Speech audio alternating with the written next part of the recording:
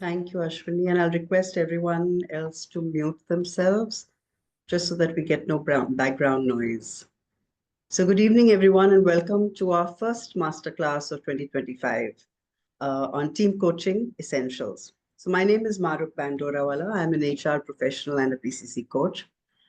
And today we're really going to be talking about team coaching because teams are essentially the engine of any corporate machine. And while they drive outcomes for the organization, they are also where culture is experienced in the real time. Today, teams are having to deliver results in much shorter cycles, fewer resources. And while one-on-one coaching has elevated the performance of many professionals, team coaching focuses on really harnessing the power of the collective. And that is why team coaching has become more and more popular today. Instead of working 70-hour weeks and working Sundays, maybe we should just give them a team coach. What say? Yes. So there's enough scope for all of us. Right? Can I request everyone to be on mute, please? Thank you so much. So what we're going to do now is get to know you guys a little better before I introduce our coach who's going to lead us through the masterclass today, Rachel Gojer. So let's look at what brought you to this masterclass. What is it that you're looking for? So here's a poll, and I request you to click on whatever it is that you feel brought you here. It could be multiple things. It could be curiosity. It could be something that you're looking for. You're ready for your next step in your career as a certification in team coaching. Or you just wanted to hear Rachel speak. Or you wanted to see Shrikant again in the new year. Whatever it is that floats your boat. Please select your responses.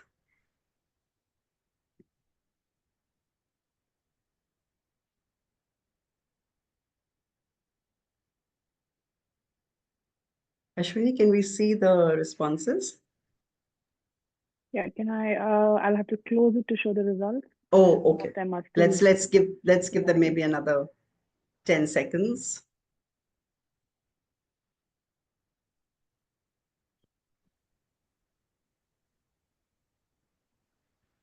Okay, I think let's see the results.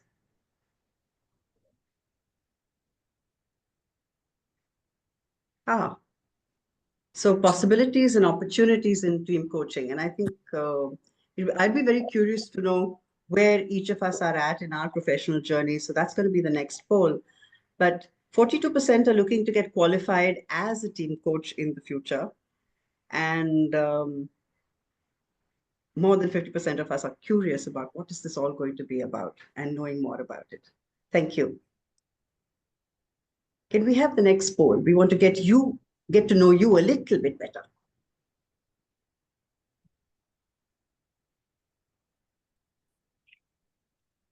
So which industries do you serve? And you could have served multiple industries. Please feel free to tick wherever you have had some kind of body of work.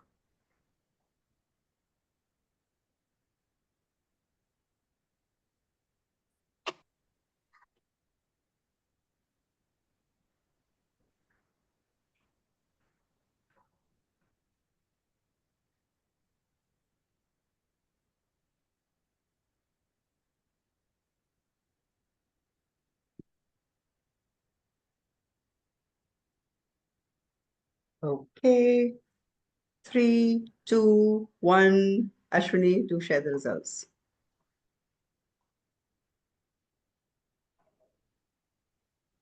More than 50% have served the IT and the ITES industry. Okay. Okay. BFSI, education, sort of fair distribution across. One more poll before we jump into team coaching.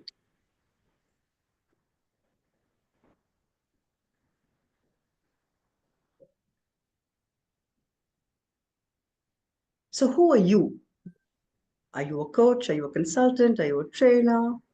Are you an HR professional? Are you all these and more? Let's get to know you a little more.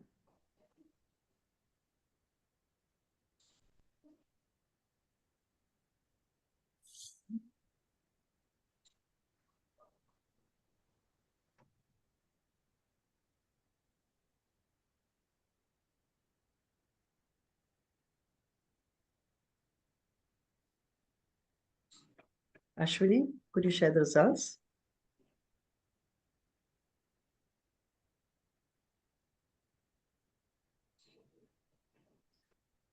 So 60% of people here are ICF credentialed coaches, 33% are non-credentialed coaches.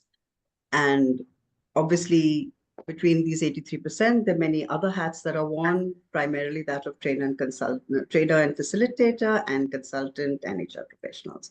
So fabulous. So we have a sense of who we're speaking to, and therefore our conversations also will therefore address those concerns that might arise in the minds of a primarily coach population. So now let me introduce you to Rachel. Rachel, can I request everybody to please mute themselves?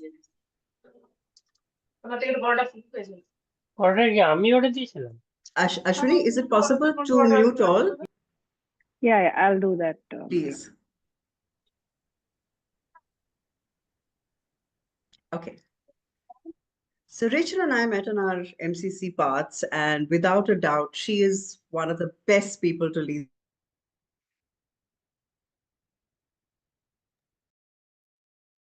Mahrukh, you also got muted. So I'm going to take it from the top. So Rachel is without a doubt one of the best people to lead this masterclass. Let me tell you why. She's a leadership and team coach. She has over 3,000 hours of coaching experience.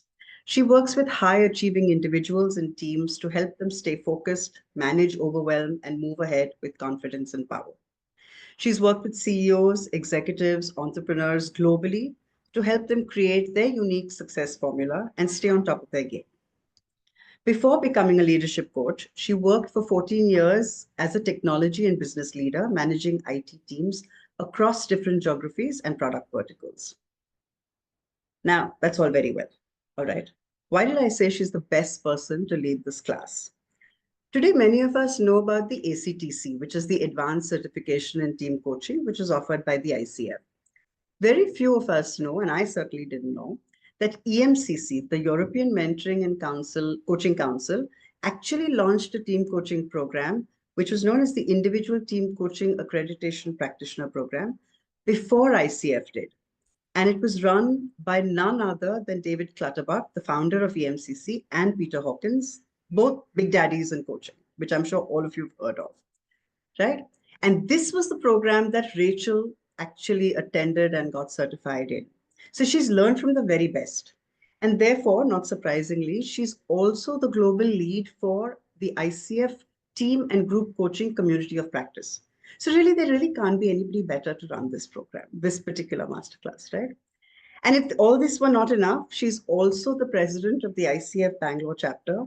Besides being a superlative coach, she's a thorough professional while being an incredibly warm human being. So as we listen to Rachel, and Rachel's now very mortified and embarrassed, but that's okay. As we listen to her, please feel free to share any questions that may arise in the chat box. We will pause in the course of the conversation to take questions intermittently. Right? So I think everyone's really waiting with bated breath. Over to you, Rachel. Thank you, Mahrukh, for that very, very excellent and I would say very, very warm introduction. And I am excited to be talking about team coaching today for sure. It is one of my favorite topics. It's an area that I have been working in since 2020. And I find it both exhilarating to do team coaching. I find it challenging. I find I continue to grow and learn both as a professional and as a person every time I do a team coaching assignment. So yeah, so it's something, so I'm very happy and excited to be sharing this body of work with you today. So just to give you a little bit, I'm just going to put up my slides and I'm just going to give you a bit of, rundown of what we will cover today. So we're going to start with, why there is a need, why did the need for team coaching arise, and why is it so relevant today in the work that we are doing. We will then talk about what is a team, like how do you really define what a team is and what is the right team. Yeah? So we'll talk about that. Then we'll explore the difference between a team and a group. and then get a little deeper into what team coaching really is, because there are a lot of modalities, and especially when you go out and talk to organizations and you say, I'm a team coach, they'll start assuming that you are either a trainer or a facilitator, or most commonly, they'll assume that you do work in team building or you do some team building activities, right? So being really able to define what team coaching is, hence, is important. I'll take you through some of the case studies of actual cases that I've worked in, or, of course, there's only so much time, so we can only, elaborate so much, but I want to share with you some interesting scenarios that came up for me in all the assignments that I've done. And then we will also talk about, this piece of how team coaching differs from the other modalities, because I think that will tell you whether it is the right thing for you or not. And lastly, we will cover the ACTC certification requirements. Yeah, so that's what I have for you today. Now, when I looked at the poll that Ashwini had shared, so I get the sense that majority of us in the room are coaches. We have a mix of some consultants and people double hatting there with consulting as well as facilitation and training.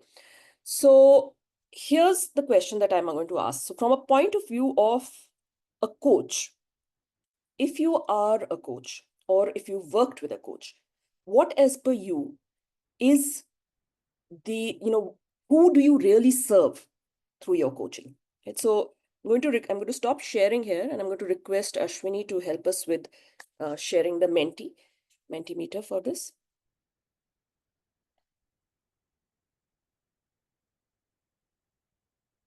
I'm just going to share a link also on the chat box.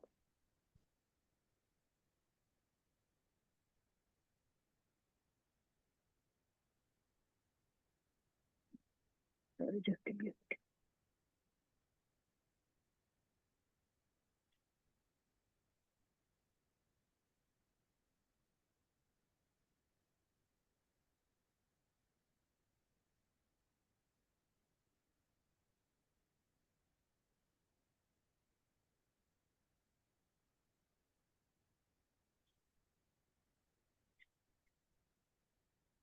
The link is in the chat box. You can directly click the link and access.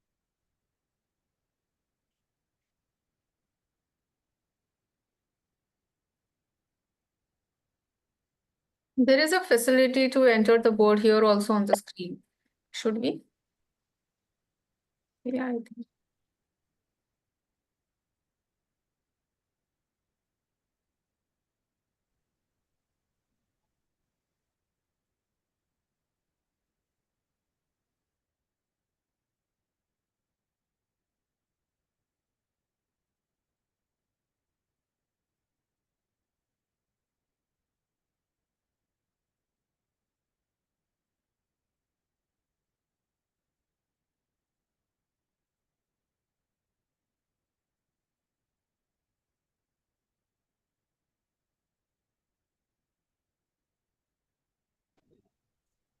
Okay, so we're seeing quite a mix of things coming up. There's individual, there's the coachee, there's the sponsor, there's the leaders, there's the corporate executives, there's stakeholders, wellness of all involved, the client, the organization, mid-career professionals, individuals in the system. The greater good, I love that one. B2B mainly, yeah. Okay, so homemakers, women leaders. Yeah. So we're seeing, quite a mix there. Yeah. And all of us who are into one-on-one coaching do, so the way I would look at it, all of us, coaching in itself is a very, very noble profession. I think we really serve the development of people. We make deep impact. We change lives. We change outcomes. We help people achieve their goals. But primarily when we are talking of one-on-one coaching, it is the individual that we are serving, right? Even if there's a corporate sponsor, the session itself is typically with an individual, right? Ashwini, can we just take this off? Thank you. So when we're talking about one-on-one coaching, sorry. Yeah. See, it ideally looks at the goals of the individual. So it's about the individuals in development, whether these are tangible goals. I want to complete this training, I want to complete this skill set, I want to, get into build this business. Or it could also be, the other things that people work with. I want to get more confident, I want to, build courage to do this, or I want to get over this certain behavior of myself. So primarily one-on-one coaching focuses on individual goals, right? However, the thing is that as individuals, we never exist only by ourselves. We either exist as part of a team, or in our personal lives, it would be perhaps part of a family, or we exist as part of an organization. So we could be in a team in an organization and the team is part of the bigger organization, or we could be in a family in our personal space and the family itself is part of the bigger society, right? So we are always operating within these systems and these teams that we are part of. And what that does when we are working on any of our own development goals is there are two impacts that happen because of that. The first is that some goals or some aspirations are too big for an individual to really meet alone. And if you look at all the big stuff, big challenges that the world is facing today, right? So we talk about pollution, right? Now, sure, all of us could take the individual responsibility and reduce our carbon footprint and, reduce the pollution that we do ourselves. But if we take it on as a larger goal, as a country, as a society, the impact that we are able to create is much bigger. So some goals are easier or more impactful if they are fixed at a larger systemic level. At the same time, the other thing that exists is the system is exerting an influence on us. So you might work with a coachee and you might come up with a plan to, they may have some actions that they're going to take about their own well-being. But the system in which they operate or the environment in which they operate sometimes has a hold on them. So you can't always depend on the individual to stick to their goals. And I'll give you a very simple example, and I'm sure some of you at least will relate with this. So there are very frequent times in my life that I make up this plan. I am not going to eat any sugar or dessert. I'm going to be very, very mindful of that. And it's all good and well till I'm like at home. And then one fine day, I end up going out with friends, right? And at the end of the dinner, everybody is ordering some sweet, right? And as much as I might have had made the resolution, I'm not going to do this, and I'm not going to eat any dessert because everybody's eating it and I may get tempted. So that's one failure point, and that's the systemic impact that's happening on me. Or one nice, well-meaning friend might say, no problem, you don't eat the whole thing, have one spoon, right? So this is what is called the system impact. And of course, I'm giving you a very trivial example here, but for a lot of goals that we have, just making individual decisions, individual actions, or individual strategy is not enough to make a big change. And that's where team coaching comes in. So team coaching is about addressing goals at the team and the organization level. And it is about addressing the goals of the team and the organization, right? So that's the difference between one-on-one coaching and team coaching. And we'll elaborate a little bit more on this as we go ahead. Now I'm going to give you all one activity. I'm going to put you into breakout rooms. And here's what I want you to do. We'll go in for rooms of 3 people. And I want you to think about the best team that you have been part of. And think about what was it about that team that made it great for you? And how did that influence that team, or being part of that team, influence your own individual performance? And similarly, turn the other side and think of the worst team that you've been part of. And think about what made it not a great experience for you to be part of that team. And how did that change your performance? And when I'm saying part of the team, you could have been a team member, you could also have been a team leader, or maybe for some reason you were partnering with a team, right? But your experience of the best team and the worst team, and what was the influence on you. So that's what we're trying to capture. So we will go in for about 8 minutes. And I'll request Ashwini to make the polls. What I'm going to do is quickly copy and paste these questions into chat, so you can use that when you're in the breakout rooms.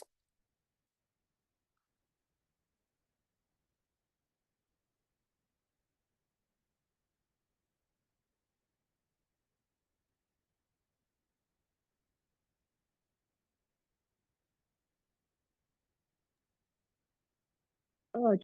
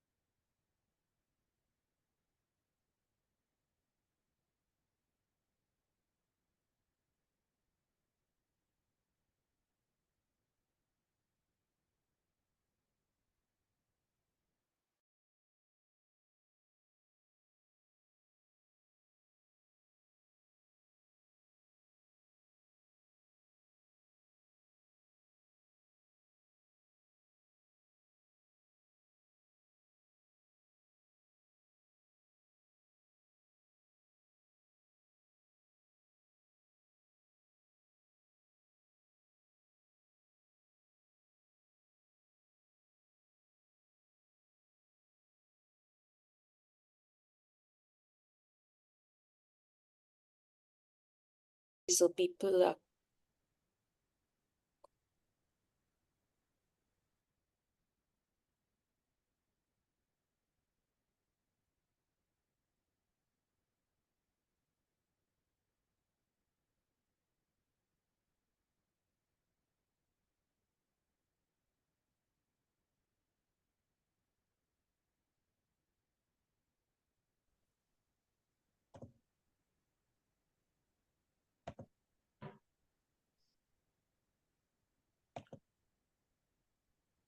Okay, so welcome back.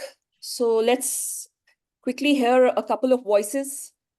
What did you learn or observe in that conversation that you just had with other people in the breakout room? Something which came up in our group was when the group is aligned towards the goal, common goal, and the team is cohesive and there's good communication, then the work that group works better, like in that first case which you had mentioned. Yeah, that came out. And when they're not aligned to a common goal, then the group performs worst. Yeah. Second Okay, one. thank you. What else? So I was speaking to Nirali, and in both our conversations, it was a similar experience. So in both the cases, the good features of the team were that the collaboration was happening. There was no internal conflicts. So the team was actually learning from each other, and they were growing towards one goal. And in both our cases, the worst was when people are having a lot of internal conflicts. They're not talking nicely with each other. They're not working towards their single goal, but their own personal goals. Uh, so this was common with both of us. And if I may ask you, Simon, with both these teams, what was the impact on your own individual performance? So when the team was good, it actually raised my performance. It got me motivated to go to office every day. I learned a lot of new skills because of each other, and I happened to become a better professional at my work because the environment supported me. And in the other case, when it was worst, I left the job very quickly. Could not take it because Thank it you. became very toxic every day. Yeah. Yeah. Thank you for sharing that, because what Simon's just spoken about is, I'm sure, something that a lot of us have experienced. And we talk about work culture, we talk about company culture, but actually there is also something called the team culture. And that is always the space that you are spending your maximum time in. So how the team is has a direct, and that's the systemic impact that I was talking about, that you might go in saying, I want to do the best, but there will be systemic parameters that might start pulling you down. Right? Still the same professional, and most of us go to work wanting to do a good job. But when the environment is not conducive, and what is the environment? It's just other people around us. We are all creating the environment together. Yes, Sunita, you have your hand up. Or was it Vibhu? Sorry. I'll go with Vibhu and come back to you, Sunita. Okay, so the reason I raised my hand is because this is differing from what has already been said. My good experience has been when we were ready to conflict with each other. We were vulnerable and we were okay to actually contradict and do the T. Whereas on the opposite, first of all, on the same thing, and that's where we remain committed to what we are looking for and what we as a team wanting to do, even if we are not agreeing, or it's okay to agree to disagree. On the other side, when I had a bad experiences, it's always saying yes, even if you're not agreeing to it. And people are rather more ensuring there is a harmony. Though inside the carpet, there are many other things which are hidden inside. And then the replication are the same, what has been called out in the initial discussion by Simon and others, that you finally feel that this is not the right place. You suspect everyone's intention and say you are not growing, you feel more tired, and thereafter finally leave. So I think, Vibhu, you've brought up a very, very important point, and that is around conflict, right? Is conflict always negative? And I completely agree with you. Conflict is actually not a negative thing. Conflict is just diverse people bringing up their diverse point. It's the how the conflict is managed that matters.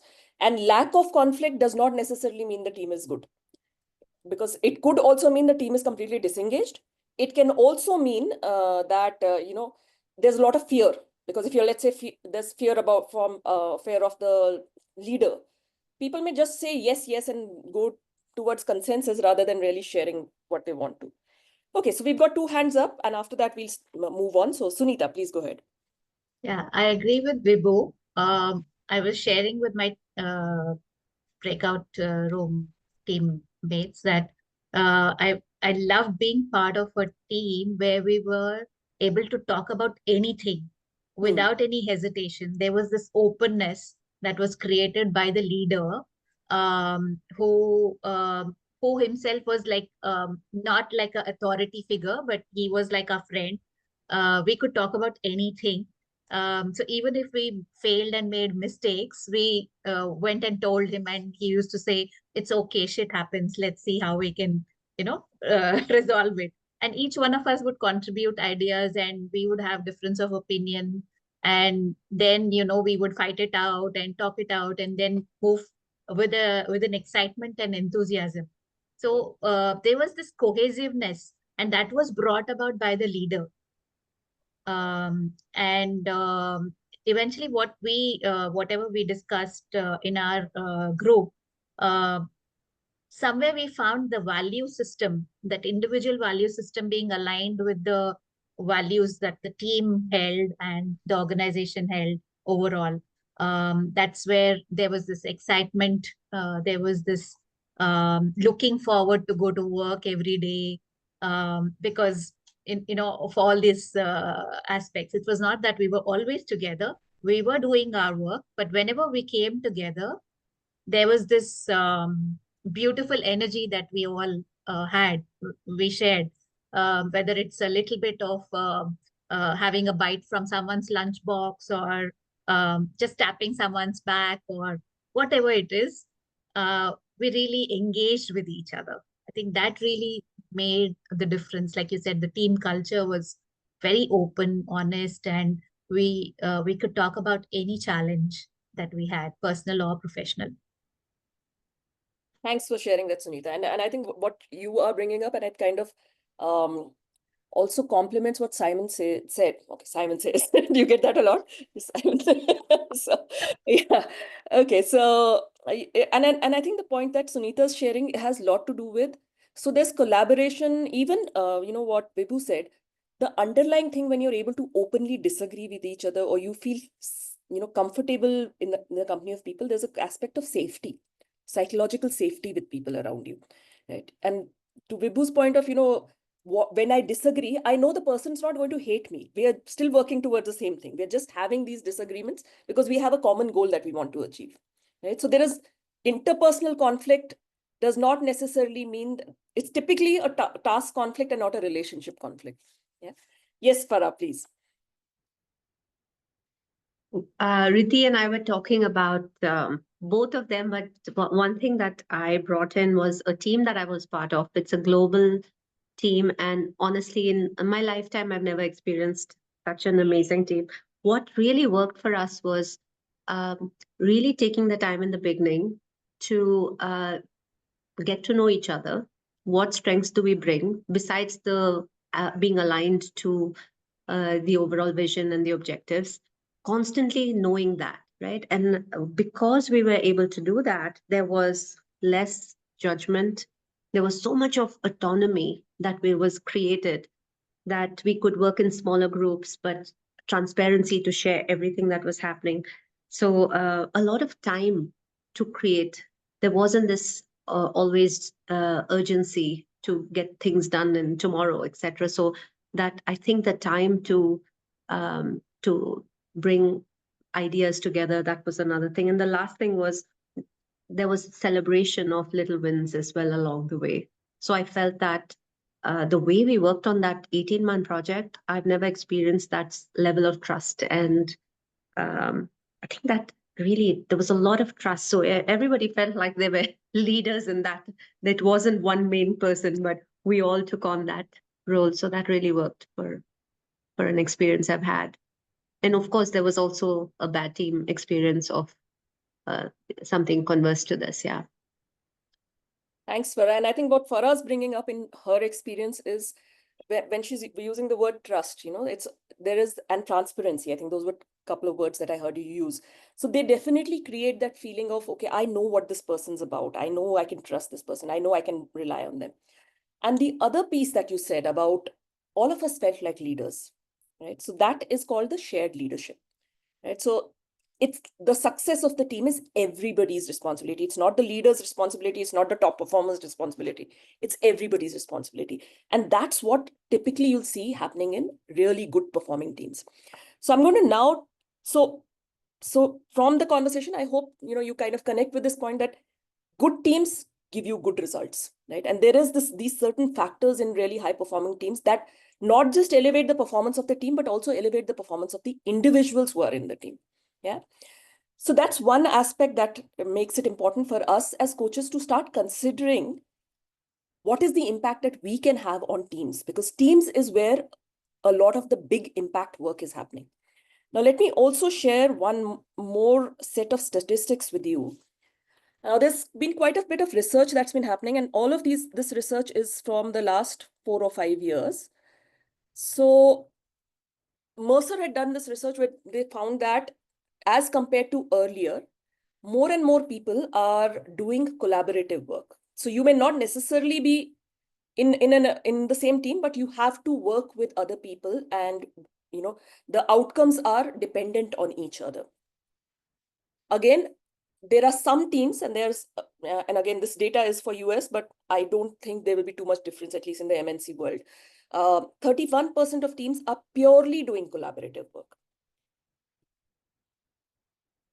A lot of the times, 50% of teams, 50% more time is spent by employees today in engaging in teamwork than it was 5 years ago. And so this research is 3 years back. So now we should probably say 8 years back. And 93% companies are planning to reshape their organizational structure and make it flatter. So hierarchy is kind of on the way out. Shared leadership is more on the way in. In fact, I have worked with some teams where there is no leader. Right. So they are called self-managed teams, right? And I'm sure you've also experienced it. Like one very common example that I'll see, there'll be 3 founders in an organization. So there's no big boss. They're all equally invested, and they're all, they're all leaders, right? So there are a lot of teams that today don't necessarily have a team leader. So they're self-managed. Hierarchy is going down, and ability to work with other people and work in teams is becoming more and more important. And the one big change that is happening is that the future of performance and future of companies is shifting from competition to collaboration. So earlier, if you said it was, top performer was one versus the other. However, now performance is becoming about team outcomes, company outcomes, not so much individual outcomes, right? What are we able to do collectively versus what are we able to do individually? So as coaches, we also need to start moving our thinking in terms of what is it that we can do to support teams? And that's where primarily your team coaching comes in. Now, all that is fine, but what is a team, right? So now this term team, right, is often very loosely used. However, not every bunch of people is necessarily a team, right? So there are certain markers that make a set of people a team, right? So any thoughts, anything that any thoughts anybody would like to kind of share, you can either speak up or put it in chat, either is fine.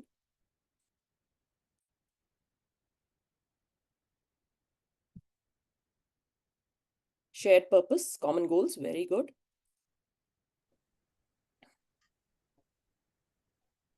Yeah, Deepa's. If all the team members are having like same goal, the goal is same, but everybody's work is contributing actually towards one goal, and they're dependent on each other's work.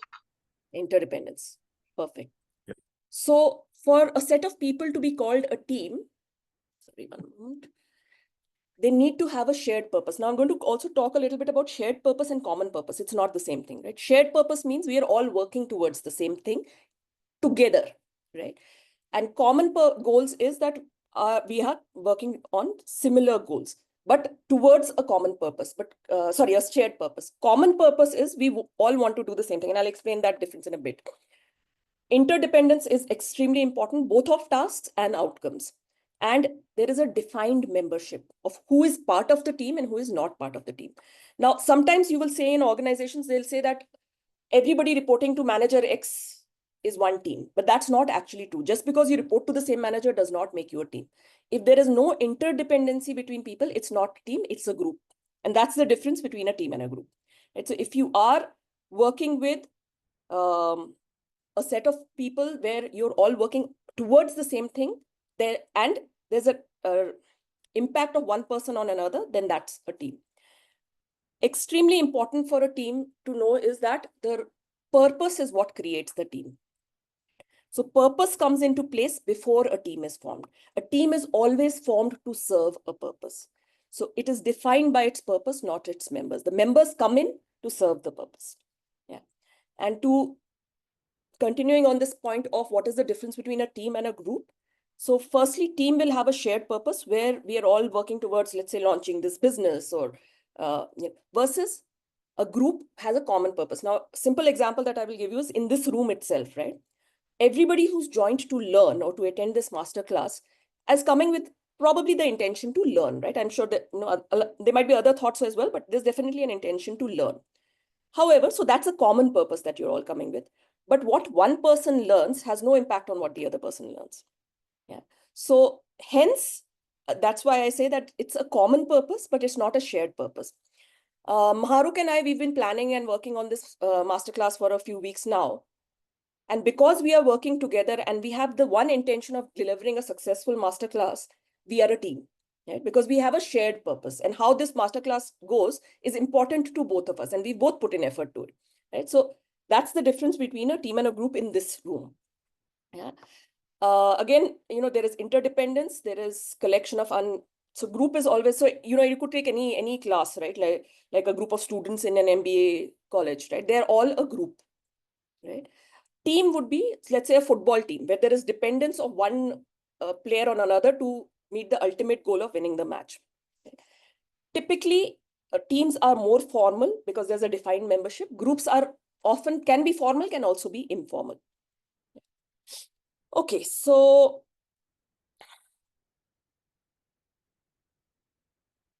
now when it comes to team coaching, the critical thing there is everybody's chasing a high performance team. Now, just because we've put a set of people together and we've said, okay, that's your shared goal, does not mean that we will achieve that goal. In fact, there is some research, I think that was done by HBR, that said that 75% teams are actually dysfunctional, right? Because nobody's really given, in most organizations, people are just put into a team and it's assumed that you'll figure out how to work well together, right? But there are certain things, and I think when you were talking about your best teams, you named a lot of those factors about what makes a high-performing team. So typically, high-performing teams have a very, very high commitment to the team, to the stakeholders, and to the outcome. And they set high-performance standards, and they support each other in achieving those high standards, right? I think like Simon said that, when I was working in the team, my performance improved, right? I learned more, right? So in high-performing teams, people build each other up. There is an open and honest communication. So this goes back to Vibhu's point of, we had conflicts. We would fight it out, right? We would agree to disagree. They were open and honest in communicating, both inside and outside. There is shared leadership, and this goes back to Farah's point. So it's not just the leader who's responsible to deliver the outcome. Everybody owns the responsibility. And there's strong collaboration and trust. And I think all the words that I have on the screen, you guys have used all those words when you were describing the best team that you've worked with. Now, this is what most organizations today are chasing. This is what it means to really fulfill the purpose of a team. Now, I'm sure you've heard the saying before, the whole is greater than the sum of its parts, and Aristotle had said this. However, in a team, just because it is a team, this is not always true. Because let's say there are 6 members in the team, the outcome of that team could also become 0. Like you put 6 people in room, 3 people gang up, and then they are constantly, at loggerheads, and their egos and agendas in between, and they might just end up with nothing. Or they might just do the bare minimum, meet the requirement that, they can meet together. Or they could lift themselves up and each other up and have exponential outcomes. So how the team comes together or how the team interacts with each other will define the outcome of the team. So while the whole is not always greater than the sum of the parts, this team the result of the team is a result of the interactions that happen between us. In fact, Peter Hawkins likes to say that in coaching, in one-on-one coaching, you're coaching what is between the person's ears. And in team coaching, you're coaching what's between two people's noses. Right? So we are coaching the spaces between us. And it could be our relationships, it could be our emotions, it could be the processes, it could be our understanding, it could be about how safe we feel with each other, how much trust we feel with each other, and all of that. Now, having said this, what also matters is to know that a team of greats does not make a great team. And what I mean by that is you could get, and I see this so often in organizations, right? They'll hire the best people with all this, pedagogy of, let's say, they'll be coming from the IITs and IIMs of the world and with the Harvard lineage and all of that. And they put all these really smart alpha people into a room and they say that, okay, now hereby we declare you team. But what happens is instead of really coming to big outcomes, there are egos that get in the way, there are fights that happen, all kinds of things happen other than performance. What I have also seen is you might sometimes have like average performers and you put them together and they give you brilliant results, right? So a team of great people does not necessarily mean a great team. Like, an example is a music concert, right? Like you could get your best musicians, but if they're not able to play together, it's not going to be music, it's going to be noise. Yeah. So that's why it's important to know just because you have a few high performers does not necessarily mean that you will automatically get a great team. So I'm going to just stop sharing there.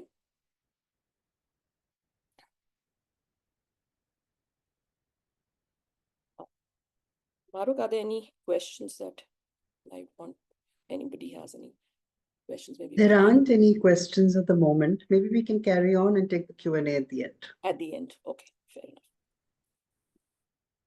Okay, so we've spoken about what teams are. We've spoken about high performing teams. Now let's really talk about what is team coaching. What do you really do when you're a team coach?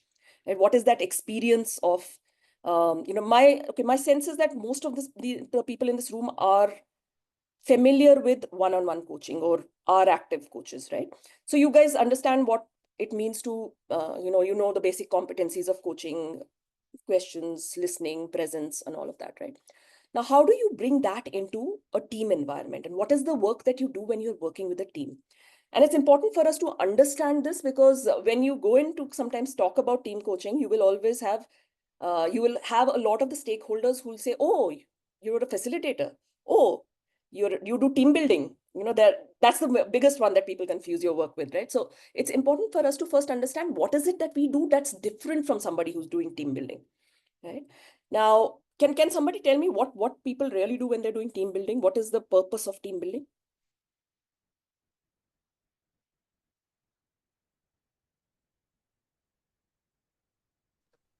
Can I make a little attempt? Yeah, please. Yeah, possibly. Team building is more about how they can engage with each other, possibly. And my sense is possibly it's more about in a short term, just quickly you get a heat of the engagement and heat of the movement and actually get a little more higher for some moments of time. And my sense is team coaching is more about you getting to know about your intra and inter dynamics, intergroup dynamics between the members, and try understanding how do we need to operate among ourselves as a single unit. Same for the common purpose and shared goals and so on. But that's a little attempt. So you're close. You're very close. And I'm seeing quite a few responses in the chat as well. So Vinod says team building is about bonding. Sapna says build energy, drive the team towards a common goal. Team building helps in breaking the ice and getting to know the team. And I think Farah spoke about the team where they did that in the beginning, right? Where they got to know each other. And building trust, aligning for value and purpose. So team building has its own space, right? So always remember, even in one-on-one coaching, training, mentoring, every modality has its own space and it serves its own purpose. But when it comes to coaching, it has its own individual space. And as coaches, we need to really understand what is that space that we serve. So I'm going to just share this with you.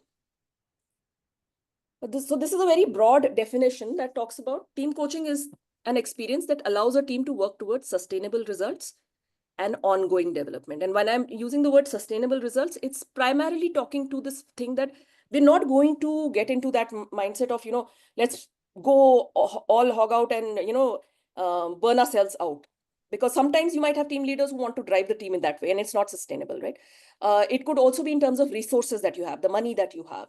How do you want to use that money? So one, it's about the current performance. So team building is about relationships. Team coaching is always about performance. The second thing that it does is it allows the team to have ongoing development. So it creates a learning team, people who are learning from their experiences. Because what you will see in teams is, while everybody has business reviews and quarter reviews and all of that, teams rarely reflect on how they are doing. They will focus on the numbers, they will focus on the strategy, but they don't really work on how are we working together, right? What is it that we are not focusing on? What is it that everybody wants to talk strategy. Nobody wants to talk about what's happening within this team. To Vibhu's point, this is where we talk about the actions and the interconnectedness of us as a team.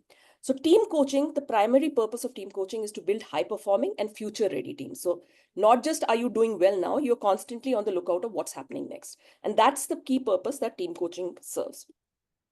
Now, I want to share a few case studies with you and these are about some of the work that I have done with teams and some of the examples. So this was a team, and I think this is an example a lot of you will relate with, because these are situations that, because for me, this work actually started as one-on-one coaching. So and this was before I became a team coach. So I was hired by this CEO, and he wanted me to work with his sales head, his services head, and his engineering head. And while there were many different goals, they need to get more strategic, they need to have more executive presence, all of that. The one thing I would hear among them when I was working with them is, so the sales guy would say, it's a very tough market. We find a customer and every customer wants some customization in the software product. But when we come back to the engineering team, they start whining and crying and saying, this will take this much time. No customer is going to wait for like 1 year till you make that change for the product. Every customer wants it within the next 3 months or 6 months and all of that. So they would constantly blame engineering for not being able to do the right amount of sales. When you went to engineering, the engineering said, sales gets the highest budget. I don't get as much budget to hire. So if they want me to make such quick changes, they need to double my budget. I am not able to deliver, not because I don't want to, but because I don't have the budget to do the right hiring. So if sales hiring, Tinku, why are you scratching on my screen? If sales were to give part of their budget to engineering, we would be able to deliver. So sales is the reason I'm not able to deliver. And when you went to services would say, salespeople go and commit something and they sell the product. And when that doesn't work as per the sales thing, they don't check back whether it will work or not.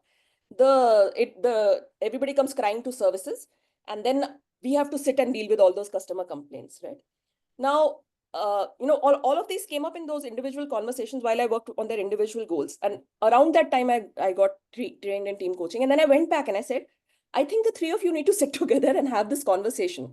And then I, coached them through that conversation and helped them understand that the goal was not to make the fantastic product or meet higher in engineering. Goal was not to sell as much as possible. Goal was also not to not get complaints.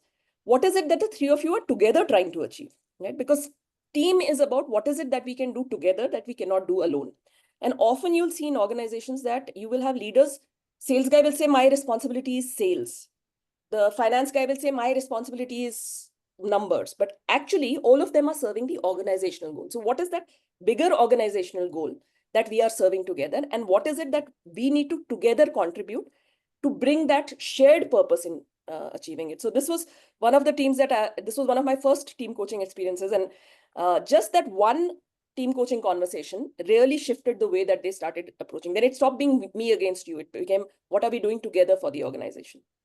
So one big use of team coaching is it enables teams to have conversations that they would not normally be able to have.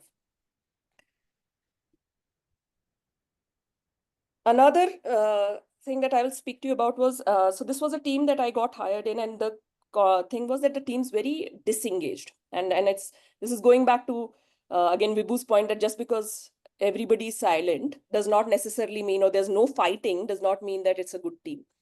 And this was one such team. And so I said, and the thing was that we want them to be more engaged. And I said, okay, I want to observe this team. So I sat through 2 or 3 of their team meetings. And after I observed the teams, I did one activity with them and I said, okay, I want all of you, let's take 5-10 minutes. I want all of you to close your eyes. And this is, of course, this was an online thing, right? I was not like this was a Zoom meeting. So I said, okay, now that the team meeting work is over, I want you all to take a moment, take a couple of deep breaths, close your eyes. And I want you to just imagine that we are starting this meeting all over again. What were you feeling when you got into the meeting? Like you saw it on your calendar, the pop-up came up and you knew you had to join in. What was the sense? Was it that you were excited to come in? Were you like, oh no, not another boring meeting? When you joined in, what was your screen like? Who appeared? Who did you see? Right? And then we spoke about, okay, now we are 5 minutes into the meeting. What voices are you hearing? What voices are you not hearing? What's your inner experience of being in this meeting? And, I kind of took them through a guided visualization of replaying that meeting for them.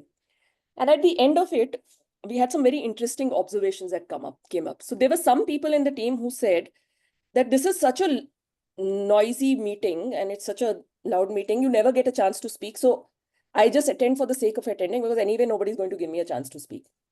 Another person said, oh, it was very interesting. I just came in. I already knew what I wanted to be done. I told everybody we'll do it like this and we agreed and, we went ahead. The third person said, I find it very difficult to speak when a lot of, there's a louder person in the room. And it takes me some time to process data and then, solve for it. So if somebody just throws data and tells me to take a decision right now, it's very difficult for me. So I normally, and this team wants to take instant decisions, so it doesn't really work for me. So I've just kind of taken a back seat and I just go along with what everybody says. So another person said, I did not agree with what they were talking about, but sometimes what happens is if I raise my point, I'm not very sure, but something tells me that this is not the right approach. But the other person will start arguing with me and I don't have the emotional energy to argue, right? It's easier to go along, right? So this is a very consensus mindset in a team, right? So when everybody shared this experience, then, when I asked them what were your feelings in the meeting, people had feelings that went from like, I was waiting for it to get over. I was excited to get started on the work. Somebody was like, just another hour wasted in my day, so, and I was very dissatisfied. I feel that nobody hears me when I speak, so there were very different experiences. And when everybody shared their experience of the team, it was interesting to see that the person who was the loudest, the one who said, oh, I had come with the idea and I knew what we should do, actually said, oh, I didn't realize this is the impact that I have on other people in the team. I thought everybody is agreeing because everybody does agree, but I'm just realizing I'm not giving anybody a space to speak, right? So sometimes it's just about making teams aware of the patterns that they are in, because it's rare for a team to sit down and say, okay, how are we going to sit together and work on this? Or how are we going to, take a decision? We don't really do that. Some patterns automatically emerge, right? They become the part of the team system. So as a team coach, we also make people more aware of these patterns and then leave it again as coaches. We will not decide for them what's the right thing. So we will talk to them and say, how would you rather have, so this is what you're observing. What do you want instead? Very, very coaching. Present situation, what do you want instead of this? And how are we going to create that? Right? And this is another one that I want to talk about. And this was a case that came up for me when, are we doing on time? Okay. So this was one of the things that came up for me when I was, so there's this, leader who came and said that my team, they don't think for themselves. They want me to solve all the problems, right? And every time I bring up a problem, I also have to give the solution because they don't come up with any solution at all, right? So again, so I said, okay, I'm going to observe your next meeting. And we sat through the meeting. And in the meeting, one of the things that I realized was the leader would state the problem and then they would just directly give the answer. Now, typically, it's called the HIPPO, highest paid person's opinion. When the highest paid person in the room generally gives an opinion, there are very few people who will contradict it. Especially if they have there's a sense that the senior person in the room has more experience. So again, I, kind of just asked this leader to just think about how they, so in team coaching, sometimes you also just work with one individual to, help them become more aware of it. And then the other thing that we worked on was, have you ever asked your team what is the leadership they need from you? Because there's so much information of what a leader should be like. But sometimes it helps to just ask the team, what do you need from me as a leader? What is the places that you need me to give you leverage? What is the places that you need direction? How can I best support you as a leader? And a lot of times I find leaders are busy guessing what's the right leadership, but sometimes just having a team conversation of what is it that I will do and what is it that you will do and how can I help you be better is enough to create that awareness. So it enables team coaching, also enables teams to build leadership that is right for the team. Now, other than this, there are also other outcomes that come out of team coaching. It builds ownership and accountability. It helps to identify and mitigate blind spots, manage conflict constructively. So conflict is not bad. Conflict is actually healthy for teams, but it's about how we have a conflict with each other. Then psychological and safety and trust. Do I feel comfortable stating my opinion and not worrying that there'll be some backlash from it or I'll get penalized for it? It's also about building acceptance for diverse styles of thinking and working. Like I told you about that person who said that I can't take decisions. So eventually the team came up with, whenever we have to take a decision, data about it needs to be sent a day before so that people have time to reflect and think and then come in. So it helps people also, decision making. There's rarely that a team will sit down and say, oh, how do we take decisions? Most of the time it'll be, okay, how many are in favor? But is that always the best way? Maybe, maybe not. Maybe if it's a decision about finance, the finance person should take the lead on it. If it's a decision about engineering, the engineering guy should take the lead on it. And more importantly, team coaching also helps build better leadership in teams. Now, I quickly want to touch upon the other modalities that coexist, right? Now, like with one-on-one coaching, we say that there's mentoring, there's consulting, there's counseling, there's therapy, and there's coaching and there's training, and all of these are different. Similarly, it applies for team. However, in most teams, you will find that there are other modalities that may coexist. So your team coaching assignment might have a piece of training, might have a piece of team building, might have a piece of consulting, might have some facilitation, might have coaching, and might also have individual coaching. Now, does this mean that you need to be equipped for all of this? No. So it could require that you see that there's a new team getting formed. Maybe they might benefit from one day of team building, right? So you call in somebody. If that's not what you do, you can always get another professional to do that one day's work and then continue. Or maybe, they need some facilitation to help them really finalize their goals.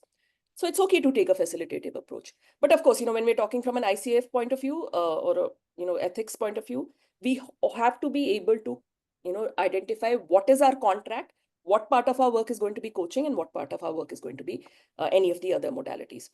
Now, there is this slide, it's available, this data is available on the ICF website. I've put it here also, which basically talks about what are the many differences in all these modalities. Right? So team building is generally a short-term thing. It's about building relationships.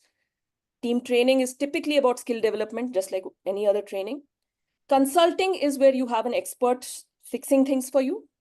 Mentoring is again about knowledge. Facilitation is generally about clarity. So if the team's trying to clarify its purpose, clarify its goals, clarify its strategy, facilitation is a good way to go about it. Team coaching is always about performance and growth. And all the things that influence performance and growth. So it could be relationships, it could be processes, it could be systems, it could be stakeholder management, all of that. Team coaching assignments are typically long-term assignments. So you will have anywhere between 6 months to 24-month assignments. The shortest assignment I've done is 6 months. The longest I've done is 21 months. So these can be short-term, these can be long-term as well. But the minimum time will typically be 6 months. Also, team coaching assignments in organizations have a slightly longer sales cycle, but they also pay really well. Yeah. So it's closer, the way you sell team coaching is a lot closer to team consulting versus, how you sell one-on-one coaching. So yeah, so that's my thoughts around team coaching and the basics of it. So any questions? So we've had a few questions. I think some part of them have gotten addressed, but let me share the questions with you. Deepa Mahesh has asked, how is team coaching different from team facilitation? And while you did touch upon it, can you really go a little deeper because I think that's where the grayest zone is. It is the grayest zone. In fact, in the global team and group coaching COP, we had done this, I think last quarter, we had done this thing of what's facilitation and what's coaching, right? What's the real difference? So the big difference between when you're doing facilitation, there's definitely the conversation is, so why the facilitator will come with their own tools and their process, and they will take the team through that, right? So there is a thought around what's the tool I'm going to use, what's the process I'm going to use. Team coaching is like one-on-one coaching where you go in and you ask the team, what are we working on today? What would you like to be the outcome? So it's team-led versus facilitation is facilitator-led, right? So the way that you work with team is very, very similar to how you're working with one-on-one individuals. The complexity comes in with, instead of hearing one person, you're listening to multiple voices. You're seeing what's happening in the room.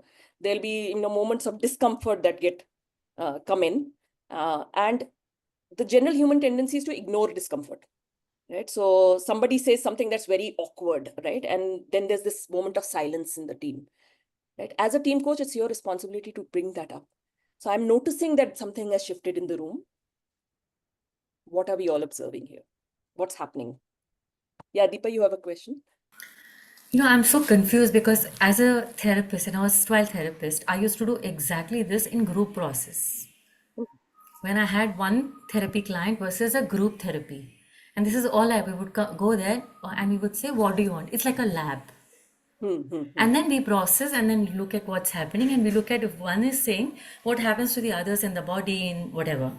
So is that team coaching? I mean, I'm not able to understand.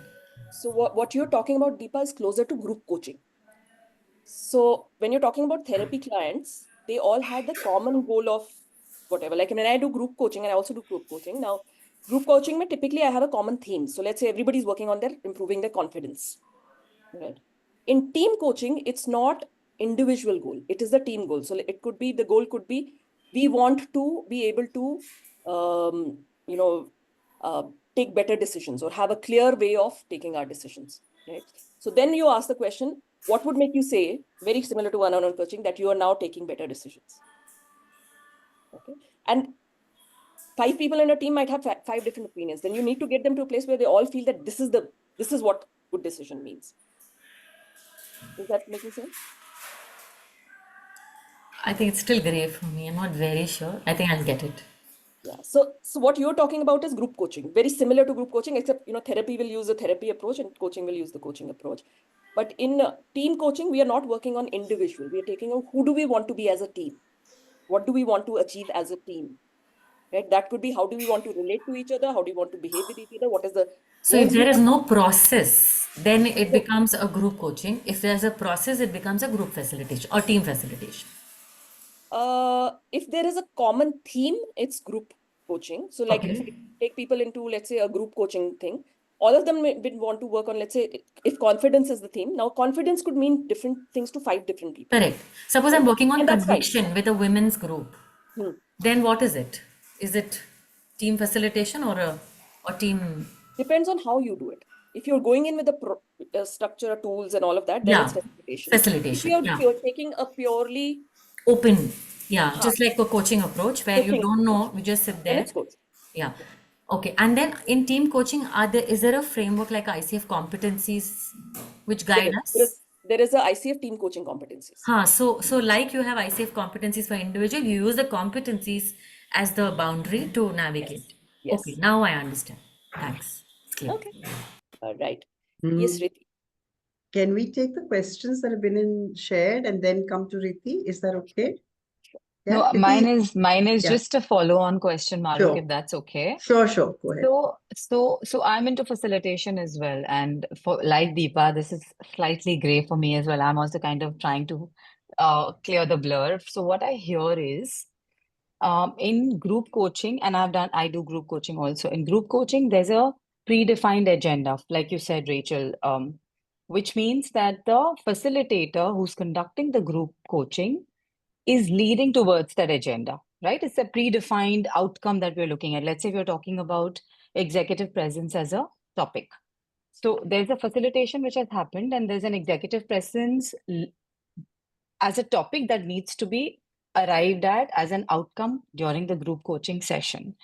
Versus when we talk about team coaching, it's more driven by the team in terms of what they think should be the agenda for conversation. Of course, in the larger scheme of things, with a predefined objective with the team, with the HR or the business leads or whatever, right?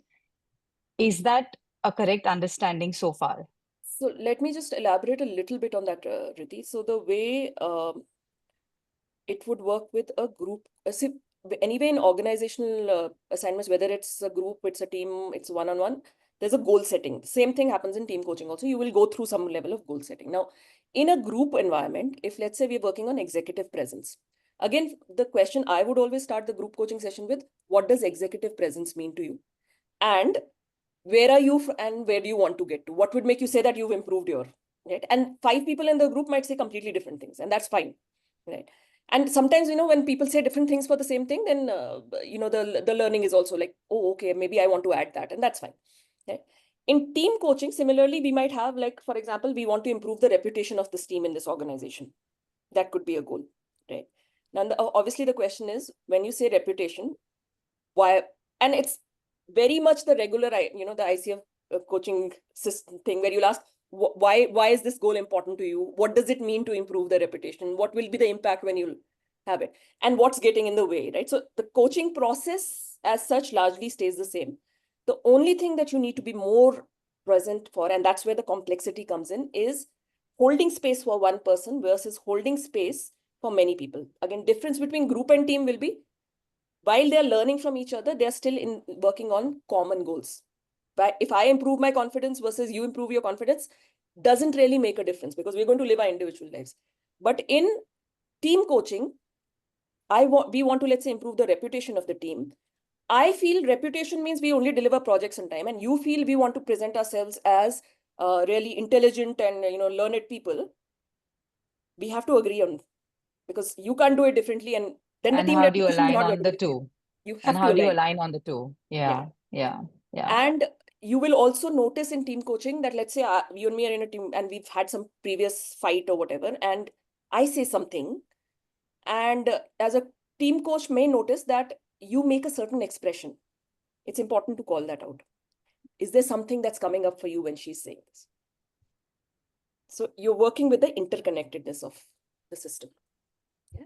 I'm going to Thank you. interrupt a little bit over here. I know there are lots of questions and there are lots of questions in the chat, and we're going to answer all the questions. Before we get to that, and Rachel, if you're okay staying a little over, would that be all right? I'm fine. I'm fine. Thank you. So I'm going to give the floor to Shrikant because he has something very exciting to share with us. And then we will come back to all the Q&A, including if you have questions around what Shrikant shares. Is that all right with everyone? Thank you. Thank you, Mahrukh. Thank you for that. All right, so I'm just going to take about 5 to 10 minutes max and give it back to Mahrukh. So Team Coaching Essentials is a program that we have put together to enable ICF credential coaches at all levels if they want to look at the ACTC credentialing. So I'm just going to take 5 minutes, 7 minutes to go through it very quickly. This is what we are going to cover: the requirements for ACTC, the program that we have in offer, the schedule, the faculty, and the fee. And then we'll close. So ACTC requirements are, if as far as eligibility is concerned, you have to be a credential coach, either ACC, PCC, or MCC, complete 60 hours of team coaching education, have 5 team coaching engagement in the last 5 years, and have 5 hours of coaching supervision, either one-on-one or in a group setting. Okay. And you put in the application in the portal and go through your exam, pass the exam, and you get the credential certificate. Now, the program that we have is already accredited by ICF. And on one side, I'm going to show the delivery, how we are going to deliver this program. On the other side, I'm going to show what is the content. Out of the entire program that we have, 40 hours will be live sessions in person or online. In person, 20 hours over 2.5 days, online 20 hours over 10 to 12 sessions. Either they are 90 minutes or 120-minute duration. Asynchronous is your self-directed learning. You learn through, I'll just go through it in a little while. Yeah. Content is going to be theory concepts for 25 hours, practicums for 10 hours, group coaching supervision for 5 hours. Assignments, 23 hours. This is the self-directed learning. Reflection post reading of articles, books, and watching videos. Now, I'm going to share the slide deck as a PDF. You can see the link where this is program approved by ICF, and you can go and validate it. So the entire program is for 63 hours over 20 weeks. Okay, so these are the program details. Now let's look at the schedule.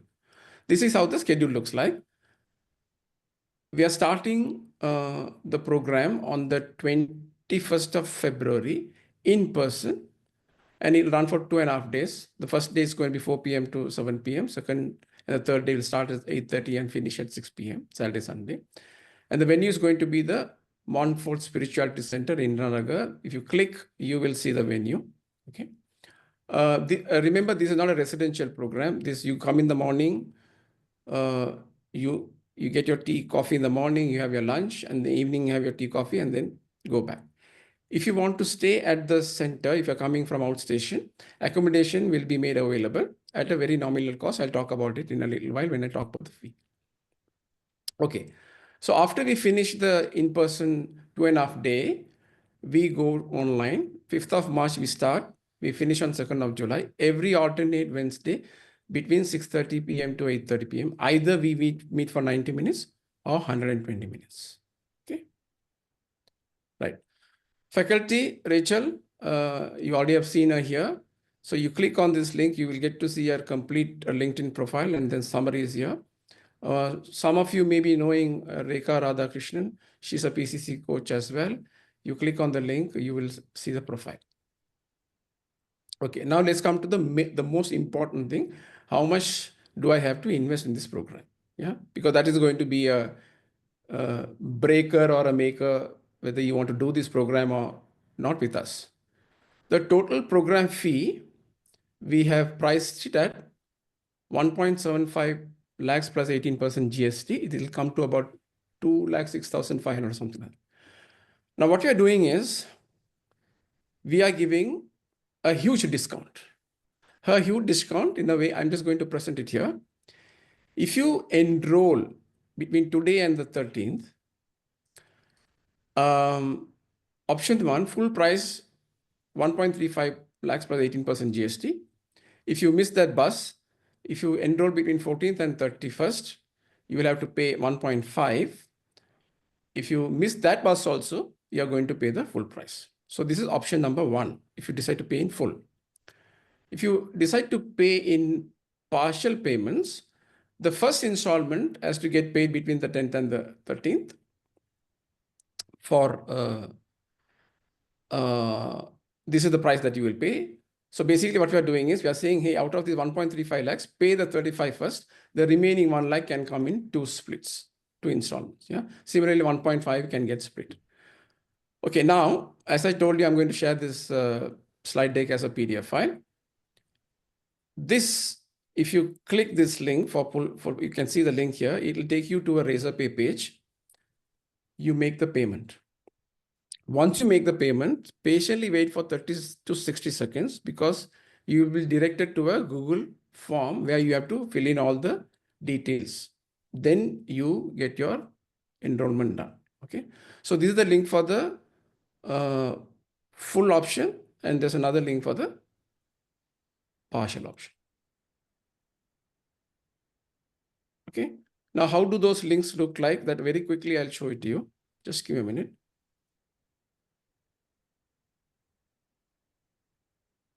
Yeah. So where is this? Where is this? Sorry.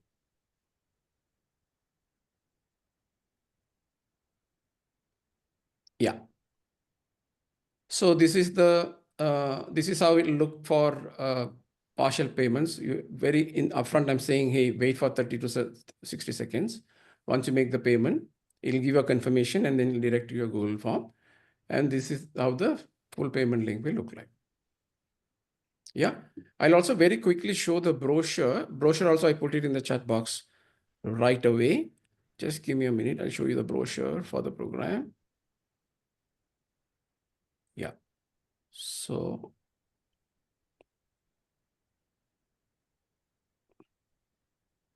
yeah, this is the brochure. You can go through all the details in the brochure. That also I put. Yeah.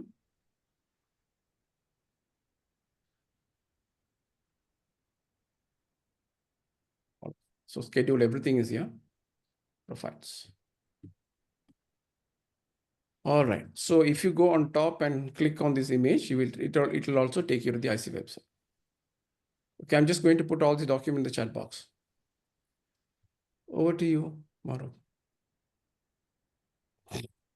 Thank you, Shrikant. So if you have any questions regarding the program, feel free to also put them into the chat box. Shrikant will also be around to answer them. So let's go back to the questions. Some of you asked how long it will take. I'm hoping it doesn't go beyond 8:15, but there are a lot of questions, and then there are, clarifications. But I think we should have it should be a hard stop by 8:15. Please feel free, if there's anybody who'd like to drop off, please feel free to drop off. If you have some question you'd like answered, just put it in the chat box. So I'm going to now pull up all the questions that I have culled out from the chat box. Manoj has asked, how do we deal with collaboration issues in teams due to hybrid working? Now, I don't know whether you want to take this question. How do you want to play this, Rachel? No, I think hybrid working is a big reality for teams today, right? And I think you will, if you work with teams, it's literally impossible not to face that situation, right? So hybrid working is there. The other complex thing that sometimes comes in is whether team members have never met each other. They're in remote locations and sometimes across geographies and time zones and all of that, right? And these are all realities for teams. Now, when we're talking about how do you work with collaboration issues, I think the first thing I would ask the team is, what is collaboration for you? Right. So it's not for us to decide what they want, but it's for us to bring it to them that, okay, so we want to talk about collaboration. What is collaboration for you? What would it mean for each of you to feel that there is collaboration in the team? And what does that mean in terms of, what you will bring to the team and what you need from the team? So it works, so again, as coaches, we don't decide for the team. We just bring their awareness up. We help them create that space to have those conversations. And we get them to the place where they are able to create that model for themselves. With teams, and I'm sure this also applies to one-on-one coaching, a lot of times there is no clarity or there is no resolution because nobody sat down to just reflect on it. And collective reflection automatically also creates a lot of trust, because when somebody's being vulnerable and sharing about themselves, it does create a lot of trust in the room. Yeah. I hope I answered that for you, Manoj. I don't know if he's still there. Okay. Sunita has asked, does team coaching address patterns that individuals and teams have? I think you answered that, but anything you want to add to that? So there's one thing, and this comes up a lot of times, dilemma that you will come up with. Let's say there is a team that you're coaching, and then there is specific individuals in the team who have specific challenges, right? Now, the question comes in, is this the thing that so let's say there's one person in the team who's constantly late, and it could be late for a meeting or late for submitting their reports or whatever, right? And it's affecting the team performance. So, in that case, while it's an individual issue, it's affecting the team performance, right? So that's a conversation that you bring in and create safety for the team to have that conversation together, right? And it's the risk here is that it could become everybody starts pointing fingers and makes this person the villain, right? But how do you help the team build the capacity to have a mature conversation? Because it's not about we hate this person, but it's about what do we need to do to make sure that whatever that report comes in on time or whatever. Okay? So you will have situations like this, individual things that affect the team performance. Now that's what you will work on as a team coach along with the team. You will not solve it for the team, right? Because as coaches, we don't solve the problem. We enable the team to solve their own problem. At the same time, sometimes the person might come up and say, I have this personal problem, I'm trying to figure out what to do with my career, right? Now, that is not related to your role as a team coach. Now, here your contracting is going to become extremely important. And in all honesty, my personal opinion is if you are team coaching the team, don't one-on-one coach the same team. Why? Because the confidentiality rules for team coaching and one-on-one coaching are slightly different. There's difference, right? So team coaching, nothing that the team shares with you is confidential within the team, right? So it's not that the one person in the team comes and tells you something and then you'll hide it from the other. It doesn't work like that. So your contracting itself upfront states that whatever the one person shares about the team is not confidential with me. But in one-on-one coaching, anything the client shares with you is confidential, right? So just to make your life simpler and avoid getting stuck in too many ethical dilemmas, it's always better that if there is a need for one-on-one coaching in the team, you get somebody else to do that piece. Yeah.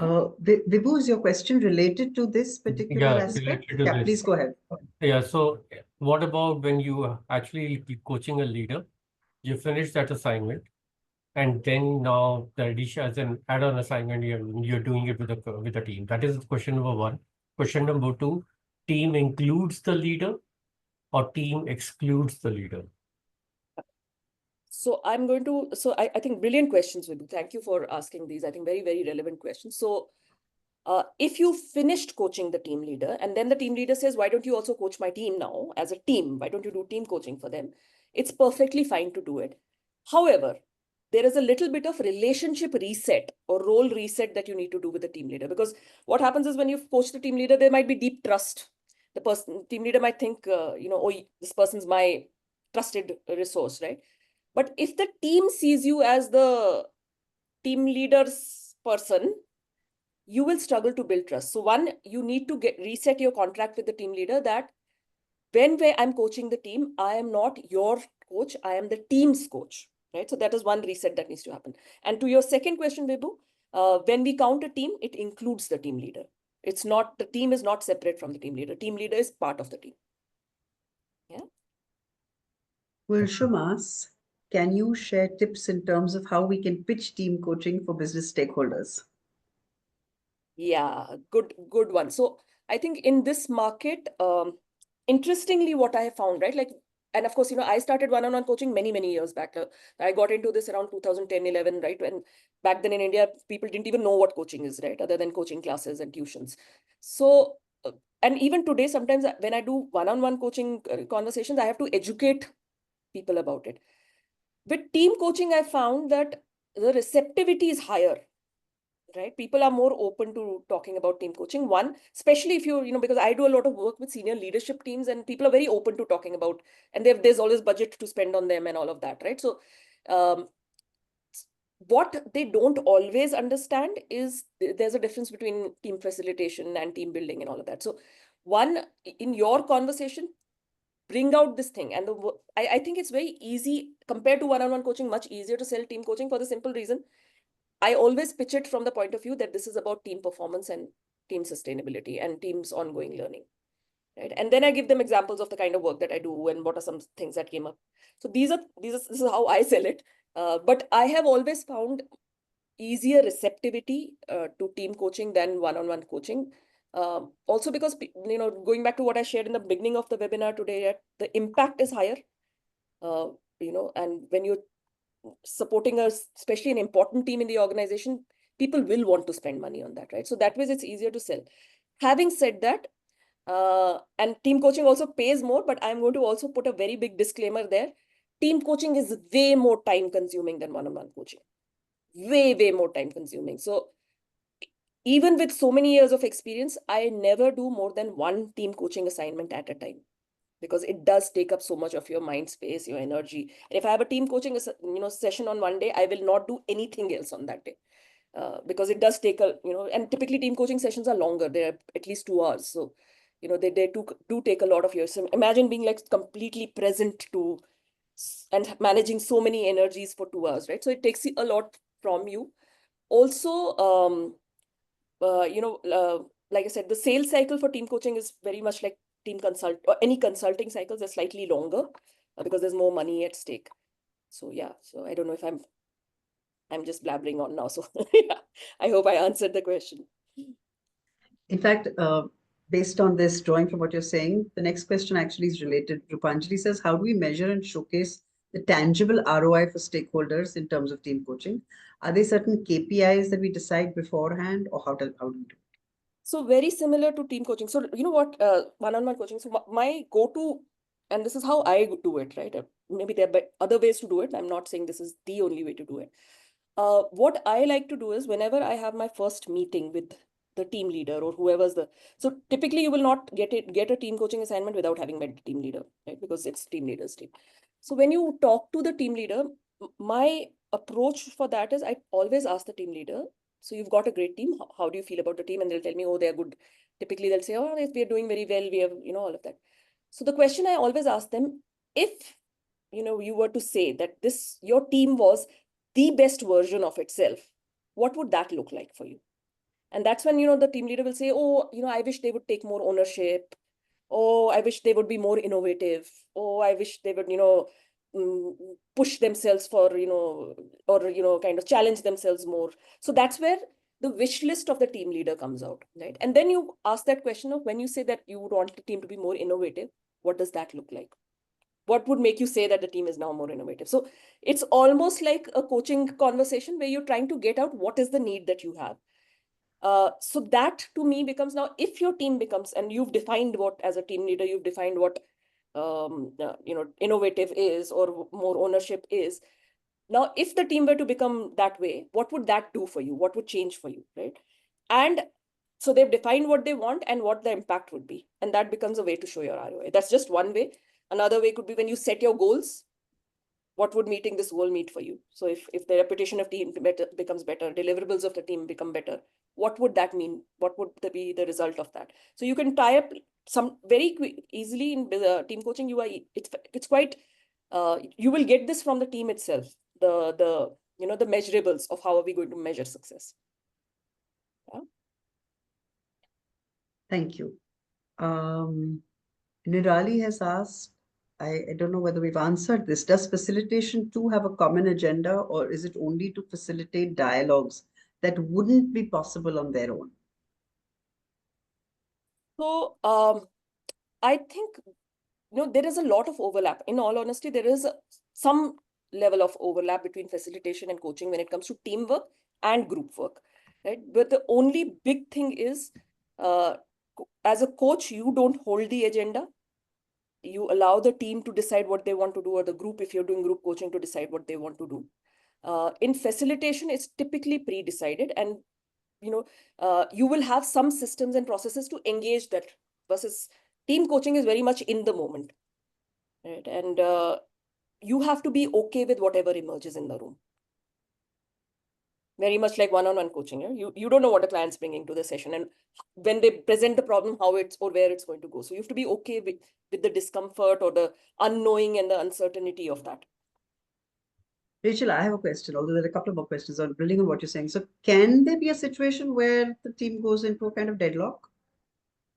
Yes. Mm. And that's also a learning moment, because then you say, okay, this is what I'm noticing. Because if it's happening in your presence, it will happen when you're not there as well. So what's really happening here, and what do we want to do about it? So you constantly move the team forward. Coaching is always future focused, right? So we will always move forward. So what does, and it's also okay to say that we don't want to solve this problem now. Maybe we want to take a day and come back to it. And that's okay too. So there's an assumption of a lot of openness. So there's something that coach needs to do up front to actually build that kind of trust and openness to get to these difficult conversations. Yeah. So when we and again, as in one-on-one coaching, like the deeper the trust with the client, here the complexity is that it's not just trust with you. It's also, you enable that safe environment, but it's also coming from the team leader. It's also coming from each member who's sitting there. So sometimes at the beginning, we talk about what do we want to do to make this a safe place? And over time, it actually becomes safe. And in, my experience, I have never worked with a team where everybody 100% trusts everybody.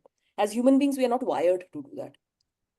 But we need to get the team to the place where they have enough trust to be able to work well with each other. And also, one thing that I want to add is, while I think team building is an important modality in itself, research actually says that people liking each other in the team has nothing to do with performance. And for me to work with somebody, I don't necessarily need to like them. I need to be able to work with them. And those are two completely different things. Right? So like, let's say if we are in a football team together, I don't have to like you to pass the ball. I just need to know that this is the right time for me to pass the ball to you. Okay, one couple of more questions. Deepa has asked, if I have been into team facilitation for years, is there a need to get into team coaching? What's the additional advantage? The additional advantage is it significantly improves team performance. So facilitation is always about clarity. Coaching is about clarity and performance. Couple of questions from Deepak. Is there an ICF group coaching competencies? Is there a set of group coaching competencies? No. So group coaching is primarily a spin-off of one-on-one coaching. So the same competencies as one-on-one apply in group coaching. Because again, while you might have a common theme, but everybody's working on their individual goal, right? So like I was talking about earlier, that a group could have a theme and okay, we're going to work on confidence. Now, confidence for me could be getting on stage and talking in front of 1,000 people. Confidence for somebody else could be, okay, starting my own business, right? Two completely different versions of confidence, right? So everybody will work on whatever is their definition of their goal of confidence. And of course, in the sharing, there is some learning transfer that automatically happens. But the competencies that we use for one-on-one are what we use for group. Team coaching has its own specific competencies. Yeah. Thank you. Last question from Deepak. Should there be at least 2 team coaches for every team assignment? Very good question. So the way I look at it is, and this is what I've come up with, right? And so when I was doing learning team coaching, the preference is to have two coaches in a room. But what I have found is, if the team is 5 or less, it kind of becomes an overkill, right? If the team is like bigger, like when I'm saying bigger, I mean 6 and more, it is very, very useful to have a co-coach, right? And why a co-coach? Because like I said, the complexity of team coaching comes from you handling the trust, the space, the energy, the presence for so many people together, right? And then there is a lot of dynamics between those people, which is the piece that's not there in group coaching, right? So in team coaching, there's a lot of dynamics between them. There's also a history behind that you're not always aware of, right? So sometimes you can't always stay present to everybody if there are a lot of people in the room. So having a co-coach is good. And typically how I work with co-coaches, I will be doing a certain amount of work and the co-coach will be the observer. And then we switch, right? So it's like you have 2 pairs of eyes and 2 people being very present to what's happening in the room. So it does give you a little bit of that support. So we're at the end of all the questions. And Rachel, thank you so much for KP has hand up. I don't know if KP wants to ask something. KP? Yeah. Hi. Yes, please. Sorry, I cannot come on camera. That was actually a follow-up question on what Mahrukh shared earlier. So let's say there is a team and there is a situation that couple of team members are not really moving forward. They're not engaging that well in the team. How do you normally manage such? So again, I would take it to the team. It's not my problem to solve. Is it a problem for the team? Right? And what does the team want to do about it? So you kind of engage the entire team in that conversation. Right? Again, one strong thing that gets built when we're working with teams is it's not just the responsibility of the team leader to manage performance. We support each other in our performance as well. So does the person who's not keeping up, are they not feeling connected to the team? Is there a skill gap that somebody can help them with? Is there a bandwidth issue that they're struggling with? We will collectively solve it. We will not, hand down solutions. Thank you. And one more question. Like if we can we also have that in a like an online environment or a hybrid environment? Yeah. In fact, online. So in all honesty, I started team coaching in the middle of COVID. So I got certified in 2020 and my initial team coaching assignments were all online. So I started online and it works perfectly fine. I think for a lot of I think somebody asked about hybrid teams. Sometimes with hybrid teams, you don't have an option but to do it online. It's good to meet in person, but the skill of the coach can also be to create that same trust and safety in a room. But you have to agree on norms, right? How are we going to make this happen? And we don't decide the norms, the team decides the norms. Thank you. Vibhu? Yeah, this is a clarification question on when it says complete 5 team coaching engagements within the last 5 years. It talks about 5 different clients of same client, 5 sessions, 5 hours. What is 5 here? So 5 different team coaching assignments could be, does not necessarily have to be, it could be 2 different teams in the same organization, but 2 different team coaching assignments, right? So it's not 5 sessions for the same client. It's 5 different set of teams. Okay, 5 different set of teams, and even one session each is called as 5? Yeah. Okay, got it. Anything else? Any last questions, clarifications? Hi, Mahrukh. Ilpa has raised her hand. Yeah, thank you so much. So can I go? Yes, Yes, Yeah, please. go ahead. Thank you so much. So Rachel, I have this question because I'm new into the world of coaching. I would like to know what does an organization look for in a coach, in a team coach when they want to work? As in, what are the skill sets or qualification wise, what they look for? Or in a certain number of experience the coach should have? So if I'm very honest around this, Shilpa, today, like I said, a lot of clients will not even understand whether you do team building, you do team facilitation, you do team coaching. Yes. My way of selling it very honestly, when I sell it, is I basically sell it on what is the impact this will have on your business. And like I said, because this is about performance and this is about building a team that's future ready, and being able to demonstrate that, if you're able to build trust that you can really do that for the team, then it will, it's quite easy to sell. Also, what happens is sometimes the client comes to you with like I had this one client who they had gone through a merger, and so they said that there was in the 2 different businesses there were 6 and 6 senior leaders, and when they merged, they let go of 3 on one side and 2 on the other, something like that. So the new leadership team was a combination of the 2, and he said, can you coach all these 7-8 leaders? And then I spoke to that HR person and said, I think team coaching might be more appropriate, right? Because there's a lot of things that need to be addressed here. How do we work together? 2 different company cultures. How are we going to combine that? Also, a conversation about, if 2 of your team members or ex-colleagues have been let go of, how are you feeling about it? Right? Sometimes that carries on into feeling some level of negativity towards a new team leader. So I spoke to the HR person and I said that this may be more useful as a modality right now. And then later on, we can talk about individual development. Right? So sometimes you may need to also inform or educate your client in terms of this might be a better fit. Okay, all right. Thank you so much. You're welcome. Anything else? Any other burning questions? I know this is such an engaging topic and Rachel is so passionate and there is. Yes, Neeta, go ahead. You're on mute, Neeta. So I have a question with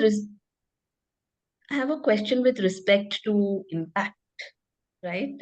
So when you are pitching to a team and you're saying that it will have an impact on the performance, we are assuming that impact will be measured at the time of the engagement that we had, right? So it's yeah. So I mean, I had a question. It's coming clear to me, but is that the way it is? Yes. Okay. Typically, when you're setting goals, you very similar to one-on-one coaching, you will define what success would look like. And do you, how do you, so you use the word impact, right? How do you define the word impact to your client when you're pitching for a coaching engagement? Because there will be questions. So they will ask, is it on the ROI? Is it on the behaviors? I mean, the revenues or behaviors, etc. How do you pitch that? I mean, I'm curious to know.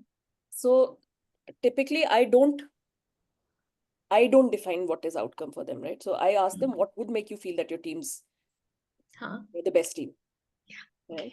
So somebody could say, I want them to, 10x or 100x or whatever results, right? So if that's the measure, what's getting in the way of them doing it today? Now, if they say that, people are just not skilled to do it, then I'm not going to get into it because there's obviously a training gap there, right? Or it could also be something like, oh, we don't have the money to do it. We can do it, we have the skill, but we don't have the money. That's also not something that I'm going to sort for, because, but if it's because we're just not able to think through and get our act together or work well together, and there's constantly something or the other happening, then that's a coaching. So it's also one of the jobs of a team coach is also to identify, is this a coaching assignment? Absolutely. Yeah. Sorry, and a follow-up question, Rachel. I'm sorry. Please, I just need to get this addressed. So when in the rare case that the impact is not, the goal is not met, right? Then how do you take the engagement forward in the rare instance? So see, the thing is, the goal is not met will not be a surprise that will happen at the end of, let's say you've contracted for 12 sessions, and it's not going to happen typically in team coaching, we meet like once a month is a good frequency, right? So it's not going to happen in month 12, right? So you will start seeing it in 3rd or 4th month that this is not going. And then it's about sitting the team down and saying, okay, this is what I'm observing. How are you feeling about it? Yeah. So again, going back to our ICF ethics, if it's not serving the client, then we need to have a conversation about it. And the reason for it could be the coach, the reason for it could be the team, the reason could be the team leader. There could be many reasons to it. But so it's not about assigning blame, but becoming present and making them present to the fact that this is where we are, and what do you feel is happening. Yeah. Thank you. Thanks a lot. Pleasure. So I think with that, we will close the session. Thank you so much, Rachel. Your expertise, your passion for the subject just absolutely, came out. And I think that's where it led to so many questions and follow-on questions. Like you said, you shared the metaphor of the musicians. The most fabulous musicians coming together without the conductor are not going to be able to make for a harmonious symphony. So on that note, I'm hoping many of us sign up for Shrikant's program. And there's a lot of scope, as Rachel said. And there's so much more learning, because it's going to challenge us at that much more when you're looking at 5 people in a room and you're actually coaching the entire group.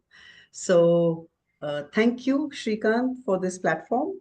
And thank you, Rachel, for a fabulous session.